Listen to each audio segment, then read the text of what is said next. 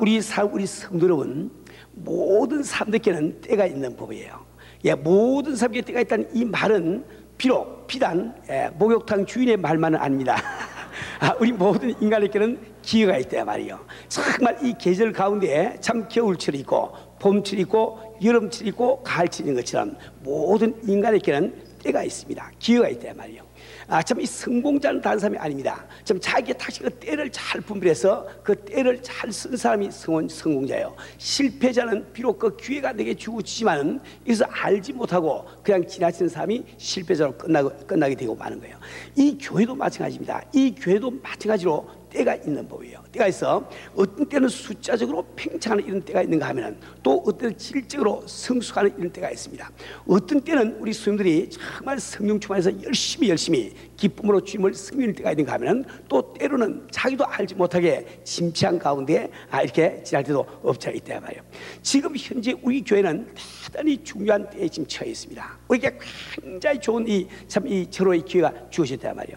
우리 주님께서 하나님께서 바로 우리 교회를 통해서 그분이 역사기를 원하고 계신 거예요. 다시 말해 이번 지금 이 기회라고 하는 것은 우리가 다시 한번 도약할 수 있는 이런 아주 귀중한 그 기회를 맞이하고 있는 겁니다. 우리 사는 우리 성도는 하나님께서 우리 교회를 통해서 특별히 지금 역사기를 원하시는 때다. 이것을 우리가 알기 위해서 몇 가지를 한번 생각을 해보기를 바랍니다. 저는 이번에 참 이게 콜로라도 스프링에서 열리는 이 컨퍼런스에 가서 이 하나님의 손길을 너무너무 아주 강하게 제가 느꼈습니다. 제가 오래전에 교회가 처음 우리가 개척이 되었을 때 우리 주변에서 많은 오해를 받았댔어요. 그때 저는 아무 말도 하지 않고 주 앞에 엎드려서 제자 앞에서 많이 그때 기도를 했습니다. 정말 우리 참 이 노르워크 학교 참 세면 바닥에 앉아서 새벽 2시, 3시까지 계속 기도를 했습니다. 근데 그때 제가 기도할 때 이런 기도를 했어요. 주님, 정말 우리가 이렇게 많은 오해를 받고 있는데 제가 교회 덕을 위해서 나가서 해명을 하고 변명을 하고 다녀야 되겠습니까? 안 그러면 주님이 하시는 일로 제가 믿고 주님이 해결하시기까지 제가 믿고 기다릴까요? 그것을 놓고 매일같이 기도하는데 제가 한 달 동안 기도했을 때 한 달 만에 주님이 음성을 들려주셨어요. 그때 우리 주님은 저에게 분명히 말씀하시기를 내가 너와 너희 교회를 산 위에 있는 동료로 삼으리라. 너와 너희 교회를 산 위에 있는 동료로 삼으리라.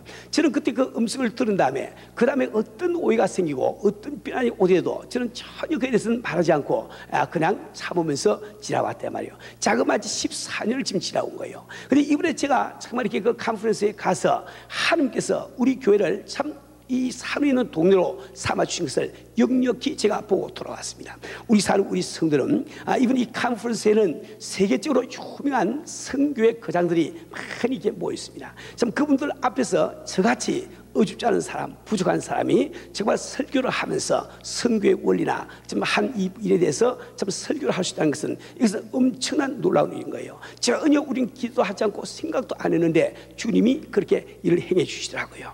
정말 우리가 참 이 선교에 대한 이야기를 하고 또 참 이 비디오를 보여드릴 때 많은 그 선교의 전문가들이 저를 찾아와서 참 더 이 교제하기를 원하고 또 이렇게 더 알기를 원하는 것을 보았습니다. 우리 사는 우리 성도는 여러분은 예를 들어서 피터 와그너 박사님 하면은 지금 현재 당대 지금 현 세대에서 선교학이나 교회 성장으로는 차트가 공연하는 거두 제1인자임을 우리가 알고 있어요. 이런 그 이 와그너 이 박사님께서 그 컨퍼런스를 인도하시고 참 이렇게 바쁜 가운데도 그 참 피터 와그너 목사님이 저를 개인적으로 찾아오셔가지고 그런 이야기를 합니다. 나는 오래 전부터 은혜 교회를 내가 알고 있다. 내가 지금 플로에서 강의할 때마다 은혜 교회를 내가 말 안 한 적이 별로 없다. 내가 꼭 김 목사 한번 만나보려고 그랬는데 이렇게 와서 만나니까 얼마나 기쁜지 모르겠다고. 그리고 이게 컨퍼런스 동안 시간 있으면 함께 많은 이야기를 주고받았습니다. 우리 피터 와그너 목사님은 좀 더 좀 이렇게 함께 교제 나누고 우리 교회 이 선교를 알기 위해서 다음 주 금요일 날 저를 일부러 찾아오시게 돼 있어요. 그리고 3월 2일 날 저희 교회 와서 설교를 하도록 약속해 주시단 말이에요. 그래서 우리가 보통 때 참 꿈꾸지 못하던 이런 놀라운 축복이요 은혜인 것을 꼭 여러분 기억을 하기 바랍니다. 예를 들어서 제가 갔더니 그곳에 지금 여러분 YM 하면은 YM은 세계적으로 제일 유명한 선교단체 다 알고 있지 않습니까? 그 YM의 국제 그 총재 되시는 짐 스타이어라고 하는 분이 와 계시는데, 그분은 어제 아침 토요일 아침에 저를 개인적으로 일부러 자기 사무실로 초청을 해서 브렉퍼스트를 함께 나눴습니다. 그 계신 참 이 YM의 지도자들, 그 스태프진들과 함께 여러 가지 선교의 이야기를 주고받았습니다. 그 외에도 많은 참 선교의 전문가들, 선교학자들, 또 현재 선교에서 뛰고 있는 이 많은 그 선교사람들이 참 우리 교회를 더 알고 우리 교회와 함께 참 이렇게 손잡고 일하는 것을 바라볼 때에 주님께서 그분의 약속의 말씀을 14년 만에 정말 너와 너희 교회를 산위에 있는 동료로 삼으라, 그 말씀이 아주 기적적으로 그냥 이루어지는 현장을 제가 목격을 하고 왔단 말이에요. 우리 사는 우리 성들은 지금 우리 주님께서 우리 주님의 이 교회를 통해서 그분이 역사하기를 원하시는 이런 때에 우리가 지금 놓여 있는 겁니다. 우리가 이 멜로디랜드 교회에 와서 예배 드리고 있는 이 자체가 바로 그분의 손길임을 우리가 잘 알고 있지 않습니까? 또 이번에 저는 정말 여러분들이 참 이렇게 주님 앞에 드린 이 건축 헌금에 대한 그 약정, 이걸 보면서 우리 주님이 지금 바로 우리 교회에서 역사를 원하시는 것을 제가 느꼈습니다. 사실 저는 여러분들 잘 알고 있지요. 정말 여러분들은 그렇게 이렇게 부유하지 않는 가운데서 있는 모든 재산을 틀어서 세계 승리를 위해서 헌금을 해왔어요. 여러분 집에 돈이 다 많은 것 제가 다 알고 있단 말이에요. 또 여러분 가운데 그렇게 부유한 분이 별로 없는 것도 제가 잘 알고 있습니다. 그래서 제가 이 교회 건축에서 기도할 때 내가 만약에 350만 불 목표를 정하면 과연 우리 교인들이 따라올까? 350만 불 말만 들으면 혹시 몇 사람이라도 심장마비를 앓을까? 그래서 제가 계속 여러분께 자꾸 준비를 시켜온 거예요. 준비를 시켜가지고. 그런데 저희 사정이 변해가지고 350만 불이 아니라 550만 불을 목표로 세우고 제가 발표를 해드리지 않았습니까? 그런데 참 우리 성도님들이 정말 참 주님 사는 마음으로 참 이게 참 550만 불이 아니고 580만 불에 가까운 이 참 그 헌금을 약정을 해주시고, 또 그때 약정 못한 우리 성도님들이 많이 저한테 추가로 약정을 하시고 또 현금을 가져서 이렇게 건축헌금 해주신 볼 때 얼마나 감사한지 모르겠어요. 지난번에 보고 들었지만은 우리 당회에서 100만 불 가까운 참 헌금을 약정해 주시고, 우리 참 이 교육자들 정말 우리 교회는 월급이 짜기로 아주 유명합니다. 그 짠 월급도 다 주지 못하고 1년에 한 달, 두 달 빼먹기가 십상인데, 물론 저도 떼있지만은 그런 가운데서 우리 교육자들이 지금 13만 불에 가까운 이런 그 건축헌금을 약정한다는 것은 얼마나 감사한 일인지 모른단 말이에요. 그뿐만 아니라 정말 우리가 축복되고 감사한 것은 각 선교지에서 참 본교회 건축 이 소식을 듣고 각 선교지마다 지금 건축헌금을 해서 보내고 있는데 얼마나 감격스러운지 모르겠어요. 제가 이번에 컨퍼런스에서 돌아와 보니까 제 책상 위에 이렇게 그 선교지에서 온 편지들이 수북하게 쌓여있단 말이에요. 지난번에 제가 말씀드린 대로 우리 모스크바에 계신 우리 선교사님들 정말 한 달에 생활비 650불 받으면서 그 돈 가운데서 그들이 5,000불을 만들어서 교회 건축 헌금에 써달라고 보내주셨습니다. 그뿐만 아니라 이렇게 이번에 제가 와 보니까 예를 들어서 조경호 목사님이 수고하시는 예가치는 부르고에서는 층불이라고 하는 돈, 그에게 층불이 큰 돈입니다. 여기는 아무도 아니지만은 그것은 큰 돈인 거예요. 그 돈을 참 모아서 편지와 함께 헌금으로 보내주셨습니다. 김교영 목사님이 수고하시는 키예프 은혜 교회에서는 1,337불을 참 이렇게 헌금을 해가지고 이렇게 보내주시다고요. 또 가라간다에는 우리가 참 이기조로 생긴 김이글 목사님, 우리 그 한국 한 4세쯤 되는 한국말 모르는 우리 목사님인데, 그 목사님이 지금 목회를 하고 계신데, 그 가라간다 은혜 교회는 한 23개의 지교회들이 있습니다. 그 지교회들이 전부 다 합쳐서 이렇게 참 이렇게 헌금을 해서 우리 본교회 건축에 써달라고 8,450불을 보내왔더라고요. 또 뿐만 아니라 얼마 전에 예수 믿은 김발레리라고 하는 그 형제가 계십니다. 부인은 김마리나라고 하는데 그분은 개인적으로 1,000불을 건축으로 보냈어요. 그 소련 땅에서 정말 1,000불이라고 해서 엄청나게 큰 돈입니다. 그뿐만 아니라 또 이제 우리 어떤 분은 이렇게 금 귀걸이를 뽑아가지고 보낸 분이 계시고, 우리 여러분 잘 아는 두시안배에서는 저희들이 참 꼭 교회 건물이 필요하기 회교권의 핍박 때문에 교회 건물이 없으면 참 위험합니다. 그래서 우리가 참 이렇게 어렵게 4만 불을 건축 헌금으로 기금으로 보내드렸는데, 거기서 본교회 건축 소식을 듣고 우리가 좀 더 교회 없이 고생하더라도 본교회는 이번에 건축을 꼭 이루어지지 않겠냐. 그래서 그 4만 불을 도로 그대로 다 보내왔단 말이에요. 우리 조익천 목사님 수고하시는 참 이 볼가크라드에서는 2만 불을 건축으로 보내왔습니다. 그들이 참 함께 보낸 많은 감격적인 이 편지들, 이걸 내가 다 읽어드릴 시간은 없지만은 그 중에 2가지만 제가 읽어드리겠어요. 조익천 목사님 수고하시는 예카치린부르에서 온 편지입니다. 살아계신 하나님의 이름으로 문안드립니다. 지금쯤 새 성전에서 기쁨과 감격 가운데 예배를 드릴 성도님들의 모습을 상상하면서 이삭을 르호봇 우물로 인도하신 하나님의 섭리가 깨달아져 감사와 찬송을 주님께 올립니다. 이곳의 특수 사정상 이제야 소식을 접하게 되었습니다. 그동안 세계 선교에 총력을 기울이느라 여력이 없던 모 교회가 더욱 큰 사명 감당을 위한 하나님의 강권적 역사하심으로 자체 성전을 바른기로 하였는데, 벽돌 한 장이라도 우리의 감사의 애정을 담아 본교에 쌓도록 하자 하는 말에 진심으로 기뻐하며 모든 교인들이 특유의 공산당 박수로 호응을 하였습니다. 어떤 성도는 출장 가는 길에 인편으로 건축 헌금을 보내기도 했습니다. 1,000불을 보내드립니다. 과거에 두 랩돈을 드리는 마음으로 보냅니다. 그간 어머니 교회의 모든 수민들이 쏟아 부어주시던 사랑과 정성에 알찬 열매로 맺히고 있음을 글로서 전하면서 사랑과 그리움을 함께 보냅니다. 우리 김교육 목사님 계시는 키예브 은혜교회에서 보낸 편지입니다. 하나님의 역사하시고 인도하심에 감사를 드립니다. 저희 우크라이나 키예브 은혜교회는 2월 둘째 주일을 LA 은혜교회 교회 구입을 위한 특별 헌금의 날로 정하고 기도하는 가운데 모든 성도들께서 기쁨으로 동참하여서 1,337불이 헌금되어 이 모든 헌금을 LA 은혜교회 성전 구입을 위한 헌금으로 드립니다. 지금 그 시만 하나님께서 크게 사용하실 것을 믿고 영광 돌립니다. 목사님께서 기도하시고 교회 가신 모든 것이 하루빨리 이루시기를 저희 성도들과 함께 기도드립니다. 예수 안에서 사랑합니다. 우리 성도 여러분, 지금 선교지에서는 오히려 참 이 교인들이 리레이 금식을 해가면서 본교회 성전 건축을 위해서 기도하고 지금 또 헌금을 모으고 있는 교회들이 많이 있습니다. 우리 성도 여러분, 정말 어려운 가운데 참 지원을 받으면서 겨우 지탱되는 선교지에서 본교회 성전 건축을 위해서 헌금을 토로하는 것, 그런 이야기 들어본 적 있습니까? 여러분 모르겠는데 저는 한 번도 그런 이야기 들어본 적이 없어요. 그런데 그 일이 지금 우리 교회에서 일어나고 있단 말이에요. 세계 각지에서 우리 교회 성교회에서 기도하고 또 참 없는 도리지만 참 이렇게 참 헌금해 주시는 걸 생각할 때 우리는 그 가운데서 이 교회를 통해서 역사를 원하시는 우리 하나님의 손길, 그 섭리를 우리가 잊지 않으면 안 됩니다.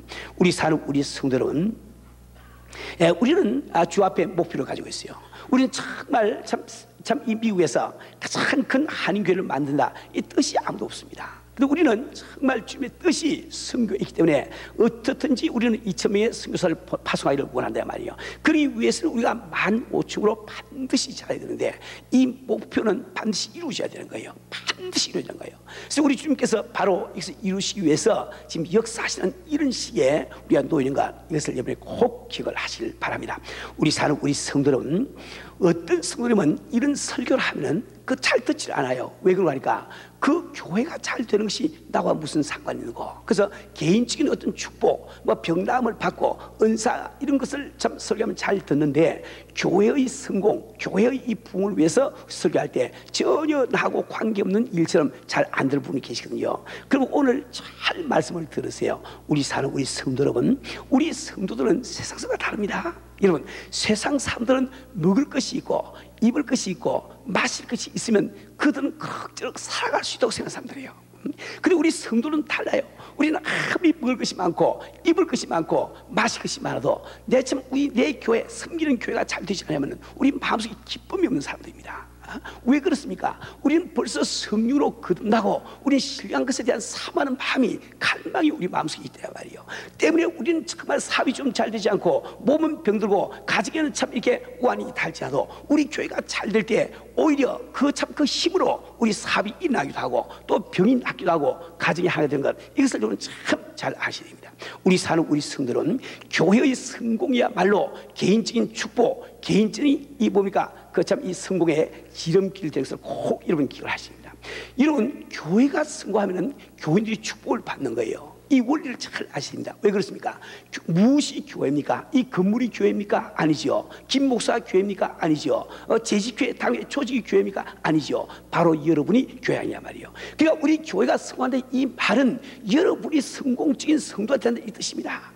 여러분이 성공적인 성도가 되면은 하나님께서 여러분 축복 안 하시고 그 누구를 축복하느냐 말이에요. 우리 사는 우리 성도는, 우리는 정말 이번 기회에 우리는 정말 다시 한번 우리 마음의 결단을 내리시고 이 교회 부흥을 위해서, 교회 성공을 위해서 함께 우리 노력을 해야 됩니다. 저는 정말 이번 기회에 정말 우리에게 주어진 이 놀라운 기회, 이 좋은 기회를 놓치지 않기 위해서 다시 한번 주 앞에 몸과 마음을 드리면서 생명 드리는 결단을 제가 내렸습니다. 나는 정말 여러분의 목회자로서 여러분도 함께 이 기회를 놓지 마시고 우리가 함께 결단만 내리면, 우리가 함께 순종의 삶만 살 수 있도록 하면 주변에 엄청나신 능력과 그분의 축복을 우리가 맛볼 수가 있고 우리로 볼 수가 있는데 왜 이것을 우리가 놓치겠냐 말이요. 우리 사는 우리 성도들은 정말 우리 교회를 통해서 역사를 원하시는 하나님의 손길을 느끼면서 우리가 해야 될 그 일이 뭘까요? 오늘 본문 말씀은 우리가 제일 먼저 해야 될 한 가지 사실 우리에게 말씀해 주고 있습니다. 오늘 본문 말씀 다시 읽어보면 평안에 매는 줄로 성령의 하나 되게 하신 것을 힘쓰시기라. 이 본문 말씀에서 여러분 두 가지 주안점을 가졌어요. 첫째 한 가지는 성령께서는 이미 우리를 하나 되게 해주시다는 겁니다. 그리고 그 하나 되게 해주신 것을 참 지키는 것은 바로 우리의 책임이라는 이 사실을 꼭 여러분이 기억을 하기 바랍니다. 우리 사람, 우리 성도는 세상에서는 하나 될 길이 없습니다. 왜? 모든 사람들이 참 창문이 없는, 참 사면이 벽으로 둘러싸인 이런 그 암흑 속에서 살고 있단 말이에요. 옆 사람과 교통이 되지 않습니다. 왜 그렇습니까? 이 세상 사람들은 자기 중심적인 생각으로 가득 차기 때문에 하나가 될 길이 없다 말입니다. 우리 한국에서 보세요. 참 정치를 하고 정당 생활을 하면서 언제 하나 되는 역사가 납니까? 될 수가 없는 거예요. 근데 우리 성도들은 하나 될 길이 있다 말입니다. 왜 그러니까? 우리가 거듭날 때 이미 성령께서 우리를 하나로 만들어 주신 거예요. 그래서 그것을 우리가 지키기만 지키면은 우리는 바로 하나가 될 수 있는 것을 이 성경은 말씀해 주고 있단 말입니다. 우리 사는 우리 성도는, 우리는 정말 참 예수 믿을 때 어떻게 우리가 하나가 되었습니까? 그것은 같은 성령이 우리에게 임하심으로 말미암아 그 성령이 당신과 나를 연결시켜 주시는 거예요. 그 성령의 끈으로 말미암아 우리는 지금 하나가 된 것을 꼭 믿으셔야 됩니다. 이런 고린도전서 12장 13절 말씀 보면 우리가 유대인이나 헬라인이나 종이나 자유자나 한 성령으로 세례받아 한 몸이 되었고 또 한 성령을 마시게 하시느냐. 우리는 이미 성령 받을 때 하나가 되어버린 겁니다. 또 성경은 말씀하시는 에베소 2장 21절 22절에서 그 안에서 건물마다 서로 연결하여 주 안에서 성전이 되어가고 너희도 성령 안에서 하나님의 그 하실 처소가 되기 위하여 예수 안에서 함께 지어져 가랴. 예, 우리 함께서 그 하시는 성전을 가기 위해서 우리 한 사람 한 사람은 지금 성령의 줄로 미어져서 지금 완성이 돼가고 있는 중이라 말이에요. 성령은 이미 우리가 하나 되게 해주신 겁니다. 우리가 하나 된 것을 뭘 가지고 우리는 알 수 있습니까? 우리 참 여러분 잘 아시는 참 뭡니까 에스겔서 11장 19절 말씀 보면 내가 그들에게 일치한 마음을 주고 그 속에 새씨를 주며 그 몸에서 굳은 마음을 제하고 부드러운 마음을 주어서 우리가 정말 성령 받을 때 우리 일치한 마음을 다 경험하지 않았습니까? 우리가 성령 받을 때 누구나 성령 받는 사람은 예수가 믿어지는 마음이 생기기 때문에 말이에요. 우리가 성령을 받을 때 우리 마음속에 샘솟는 기쁨을 맛본 사람들입니다. 우리가 성령을 받을 때 정말 모이기를 힘쓴 것이 무슨 말인지, 정말 이 같이 성령 받은 성도들을 얼마나 그리고 참 그리운지 참 모이기 힘썼던 이런 경험을 하고 있는 사람들 아닙니까? 우리가 정말 성령을 받을 때 참 그토록 내게 몸이 건조하는 그 찬양이 참 살아서 역사하면서 얼마나 그 찬양이 참 아름다운지, 우리는 정말 성령이 임하실 때 정말 기도하지 못한 내가 나도 모르게 울부짖고 주 앞에 기도해야 되는가, 이게 다 우리가 성령 받은 사람 같이 함께 다 경험을 하는 사실. 왜? 우리가 하나가 되기 때문에 같이 경험을 하는 거예요. 우리가 성령을 받을 때 우리는 참 그동안 무관심하던 참 하나님의 말씀, 그 말씀을 참 사모하는 이 마음을 가지고 우리는 얼마나 열심히 성경을 읽으면서 또 성경 공부에 참석을 했냐 말이요. 또 우리는 정말 참 성경 받을 때 얼마나 그 복음을 전하고 싶어서 눈물로 기도하면서 우리 전도에 힘을 쓰십니까? 그것이 바로 우리가 하나가 된 정과 같은 거예요. 그런 마음이 사라졌다는 것은 무슨 말인고, 우리가 그 하나됨을 지키지 못하고 있다, 이 말 똑같은 겁니다. 우리 사는 우리 성들은, 우리는 정말 은혜를 받고 주께서 이미 우리를 하나로 만드신 거예요. 우리가 하나가 되지 아니하고 어찌 교회가 부흥하며 전도를 할 수 있겠습니까? 아니 지금 새 신자가 교회를 지금 찾아왔는데 우리가 하나가 되지 않을 때 어찌 그분이 그 교회에 참 뿌리를 내리고 정죄를 할 수 있겠냐 말이요. 우리는 이 교회 참 주님의 뜻을 이루기 위해서 제일 먼저 해야 되는 것이, 이미 하나님께서 우리를 하나 되게 해주신 것, 이것을 지킬 줄 아는 성도들이 많단 말이에요. 우리 사는 우리 성도들은, 그런데 어떤 사람들은 이 사랑이란 말만 들으면 알레르기가 일어납니다. 두드리가 몸에 생기는 분들 계셔. 그래서 많은 분들이 저한테 그런 이야기합니다. 목사님, 나 은혜 교회 오면 딴 건 다 좋은데 목사님이 그저 예배 때마다 서로 손잡고 바라보면서 사랑합니다, 이거 막 고백하는데 아주 죽겠습니다. 이 이야기 참 많거든요. 그런데 오늘 그런 분들 잘 한번 들어보세요. 우리 오늘 먼저 제가 좀 서론적으로 이걸 설명해 드리고, 다음 주에 어떻게 하면 우리가 하나 된 것을 지킬 수 있는가, 그 비결에 대해서 말씀을 드리길 원합니다. 우리 성도는 이 사랑이라고 하는 것은 그렇게 부담스러운 것이 아닙니다. 우리에게 짐이 되는 것이 아니에요.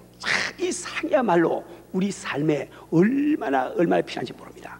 왜냐하면 저는 누누이 말씀드리지만, 인간은 하나님의 형상을 따라서 지음을 받았고, 하나님은 바로 사랑이세요.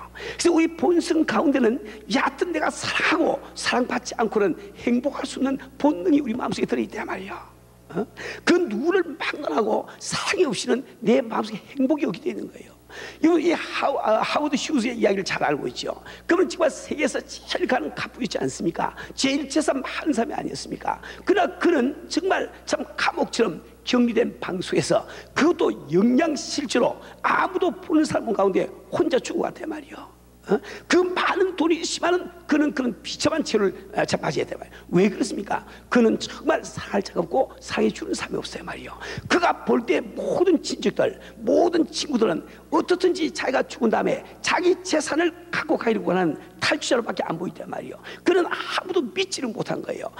친척도 믿지 못하고, 참 뭐야 가능까지도 믿지 못하고 아무도 못 믿거든.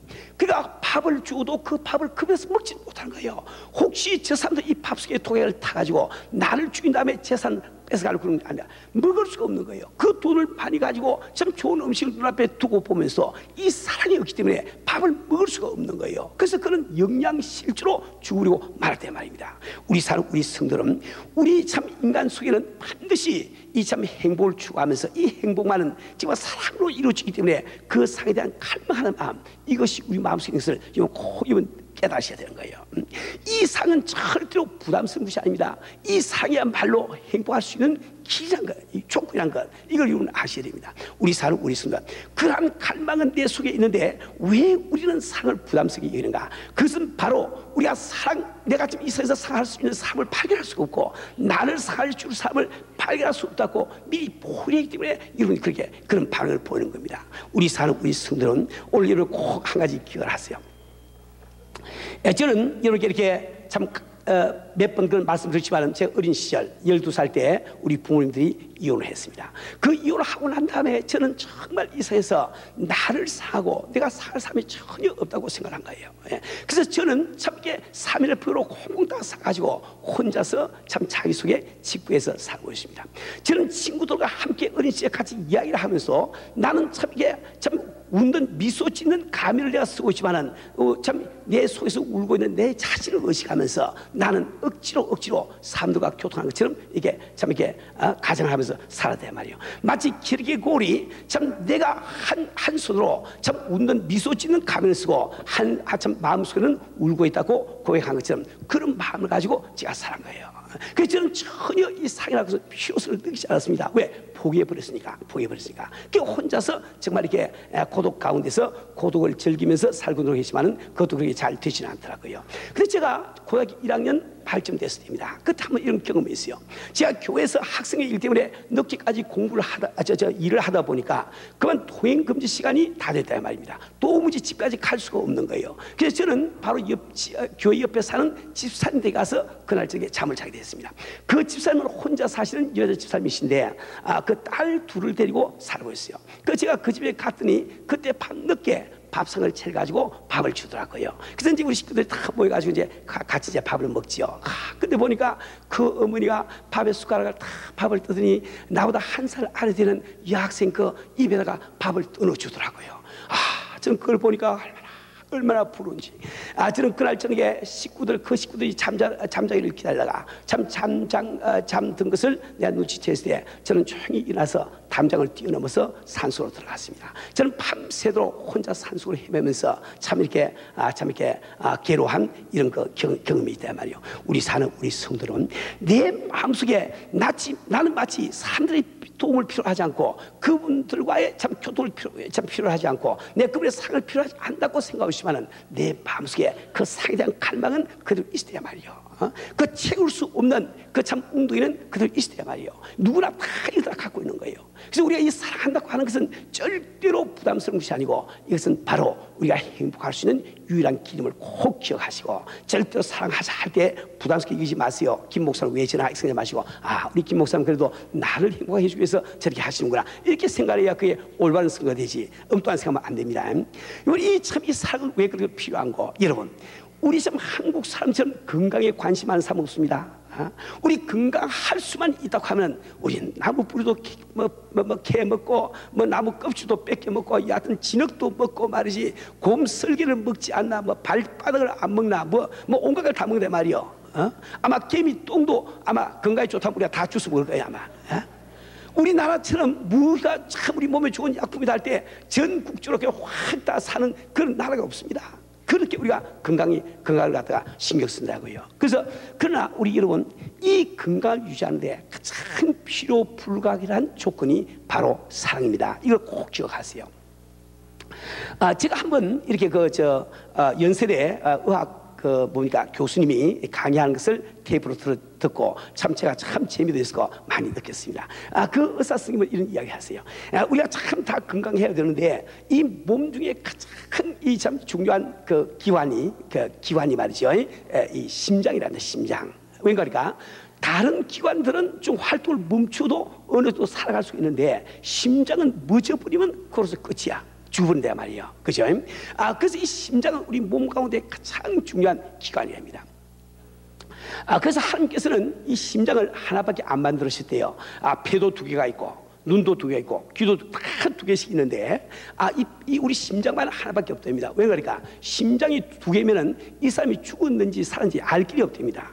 그래서 사망 진단 잘 내리라고 하나님께서 하나밖에 안 만들어주세요. 그런데 이 심장이 튼튼해야 모두 그때부터 건강이 다 하게 되는데 이 심장이 튼튼하기 위해서는 마음가짐을 잘 가져야 됩니다. 그래서 이게 마음 심자를 넣어서 심장 우리나라 그렇게 부른대요. 근데 이 심장이 튼튼하려고 하면 어떻게 해야 되는가? 그래서 이제 의학적으로 설명해 주더라고요. 그 소리가 일리가 있더라고요. 예를 들어서 그분이 이렇게 설명하세요.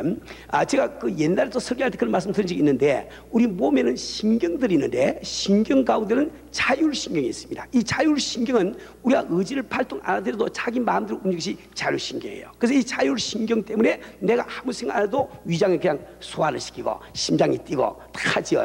하는데 그 반면에 또 비자율신경이라는 것이 가지고 이것은 우리 인간이 의지로 명령을 해야만 움직이는 것을 비자율신경이라고 그런답니다. 내가 지금 팔을 올리는 것은 지 마음대로 올라가지 않습니다. 아까 내 의지하고 관계없이 올라가면 이거 내가 이상한 사람 되고 말죠. 그죠? 이걸 올리자 하니까 올라가는 것이고 내려가는 것이 내 말을 듣는다 말이요. 그죠?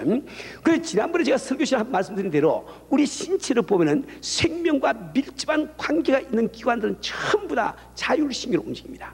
내 의지하고 상관이 없다고요. 내 심장이 멎으려고 할 때 내 의지를 가지고 단 1초를 이걸 연장을 못 시킵니다. 내 위장이 소화를 안 시킬 때 내 의지를 가지고 조금도 소화를 갖다가 돕지 못한다 말이에요. 그죠? 그 왜 그렇습니까? 그것은 바로 하나님께서 우리를 창조하실 때 우리의 생명이 하나님의 손에 있음을 우리에게 알려주기 위해서 그렇게 했다 말이에요. 그런데 옛날에 설교할 때 말씀드리지 이래 말이에요. 근데 우리가 이 자율신경을 보면은 그 자율신경, 요 의사분들이 많이 계신데 내가 막 혹시 틀려서 나중에 와서 이야기하세요. 또 손 들고 이야기하지 마시고. 이 자율신경에는 교감신경과 부교감신경이 있대요. 교감신경과 부교감신경. 이거 좀 뭐 성경 말씀하지만은 여러분 건강을 위해서 꼭 좀 외우셔야 되겠네. 여러분 교감신경 그런 거 알아요? 난 잘 모르거든. 이렇게 한번 따라해 보세요. 교감신경, 부교감신경, 교감신경, 부교감신경.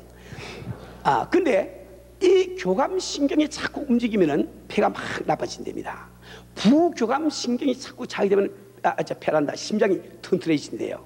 근데 언제 교감신경이 움직이느냐? 그것을 우리가 미워하고 질투하고 짜증내고 걱정하고 근심하고 불안하고 텐션 가지면은 그때는 아주 교감신경이 막 움직인답니다. 그래서 폐가 막 이게 나빠진다. 폐가 심장이 나빠진단 말이에요. 근데 언제 부교감신경이 움직이느냐? 그것은 우리가 웃고 행복해하고 서로 도와주고 용서하고 사랑하고 친절하고 섬기고 이럴 때 부교감신경이 막 움직인답니다. 이 사랑이라고 하는 것은 우리가 그 중요한 우리의 심장을 튼튼하게 하는 아주 기본적인 요소야 말이에요. 그러니까 심장 튼튼하게 할 특효약을 먹을 필요가 없는 거예요. 오늘 제가 공짜로 가르쳐 들었으니까 여러분 심장이 튼튼하게 파라시거든 웃으세요. 행복하세요. 친절하세요. 사랑하세요. 그럼 폐는 이게 자연히 튼튼해진답니다. 한번 그 의사 선생님이 예를 들어서 설명하시는데 한 번 어떤 아주머니가 자기 사무실을 찾아왔대요. 보니까 확 들어오는데 생선 비린내가 확 나더랍니다. 아마 시장에서 그 생선 이고 달리면서 장사하는 그런 아주머니 같더래요. 걔 와서 심장 좀 진단해라. 너무 이 심장이 아프다고 말이지. 그러니까 진단해보니까 심장이 걸레처럼 엉망진창이 되는 거예요. 그 아주머니가 자기 신세에 탈을 합니다. 참 수년 전에 남편이 중풍으로 들어와서 꼼짝달싹을 못한답니다. 집에는 아이들이 셋이 있는데 이것을 참 생선 몇 마리 팔아가지고 먹고 살려가니까 너무 힘이 들다는 거예요. 집에 들어가서 남편 꼴만 보면 그저 심증이 나고 아이들만 보면 그저 짜증이 나고 고기를 팔려 탁 앉아있으면 와서 얕은 생선을 뒤져 끓인 여자치고 사가는 사람이 어때? 뒤지가 시큰지로 그냥 가버린대요.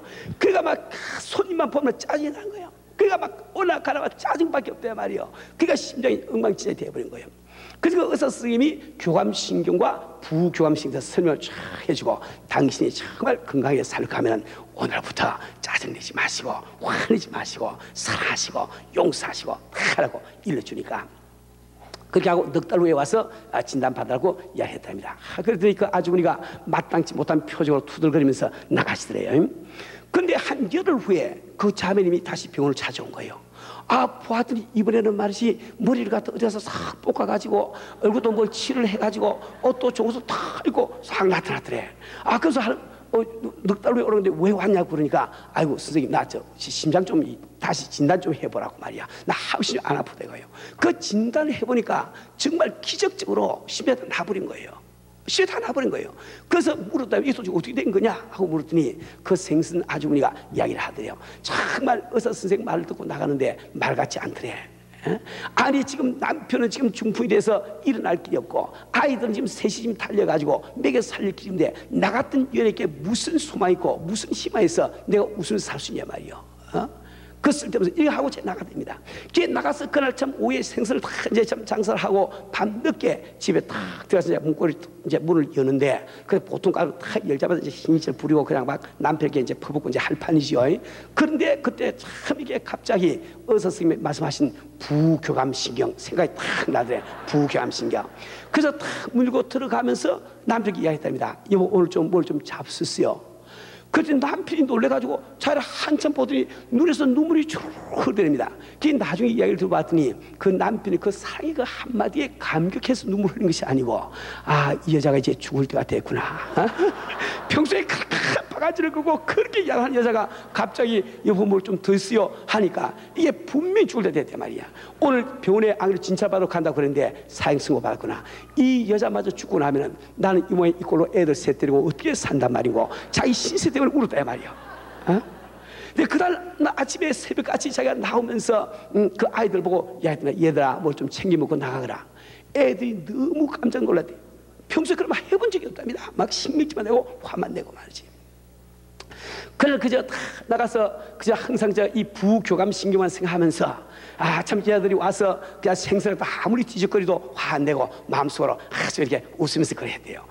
그렇게 하면서 그날 저녁에 집에 가봤더니 기적이 벌어진 거예요. 집에 갔더니 그 남편이 항상 수염도 안 감고 막 지근하게 해가지고 이렇게 막 누워있는데 어떻게 했는지 수염을 다 깎고 말지 말끔하게 해가지고 벽에 끼어서 쫙 앉아있는데 아이들이 방 청소를 깨끗이 해놓고 앉아서 공부를 하고 있더래요. 그러면서 가지니까 변했대요 말입니다. 그래서 열흘 동안 지나는데 아프던 심장이 아프질 않아. 두근거리는 심장이 두근거리지 않아. 그래서 어떻게 됐나 하고 지금 진료 받아 왔대요 말이요. 의사가 진료를 해보니까 완전히 나버렸대요 말입니다. 우리 성도는 상이 왜 부담스럽습니까? 왜 상이 짐이 된다 말이요. 바로 당신이 그토록 원하는 건강에 특별 보약임을 꼭 믿으시길 바랍니다. 정말 여러분 건강이 원하시거든 오늘부터 부교감신경 그거 잊지 마시고 여하튼 어디 갔든지 생각하시고 웃으시고 한번 사랑해보세요. 되나 안 되나? 꼭 됩니다. 우리 그런 뜻으로 한번 옆 사람들하고 같이 하면 정말 생것이 웃으면서 한번 정말 당신 사랑합니다 한번 인사해보세요. 그렇게 인사해보세요. 사랑합니다. 뒷사람은 인사해보세요. 다 인사하시고